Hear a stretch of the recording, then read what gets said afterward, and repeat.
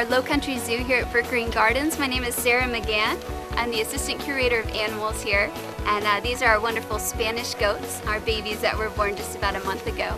And when you hear the word zoo, a lot of times you think of exotic animals. You think of lions and tigers and giraffes and elephants. But what we've decided to do here at Brookgreen Gardens is do our South Carolina native animals. We only do animals that are found right here in the state of South Carolina. And so some of the animals that we do have besides our Spanish goats, we have otters, we have a lot of birds of prey, we have eagles and hawks and owls.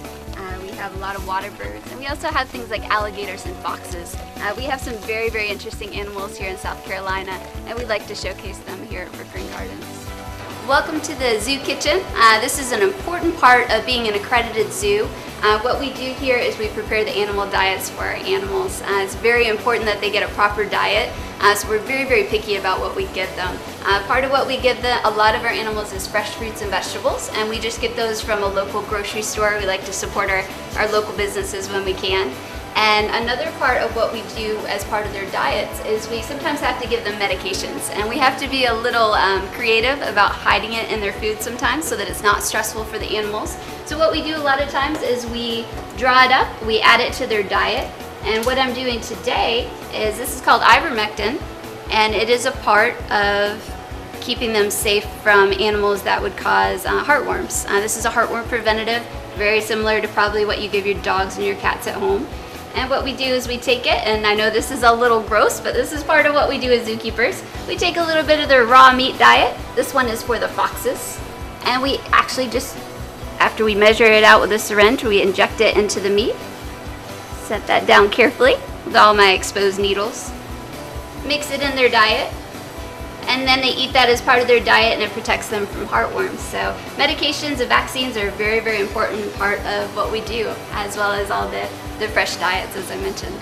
This is one of our brand new baby alligators. We're super excited about having him at the zoo. He was born from a set of eggs that was hatched from our 2 alligators that are out on our exhibit. So anytime you visit the zoo, you can see his parents out on the alligator exhibit. And this is the first time that we've had a successful hatch in recent history, in a very long time.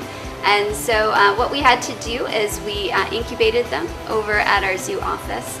And we had 23 eggs that we thought might be fertile, and out of those eggs we had 5 successful hatches, which is not too bad. And what we plan to do is use these baby alligators as part of our programming.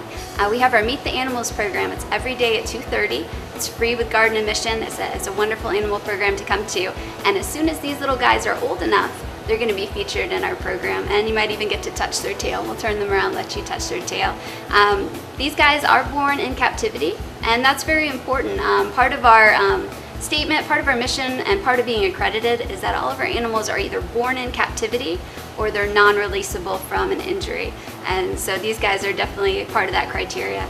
Now, another important part of what we do is we weigh our animals regularly. That helps us to see whether they're healthy and see how they're eating.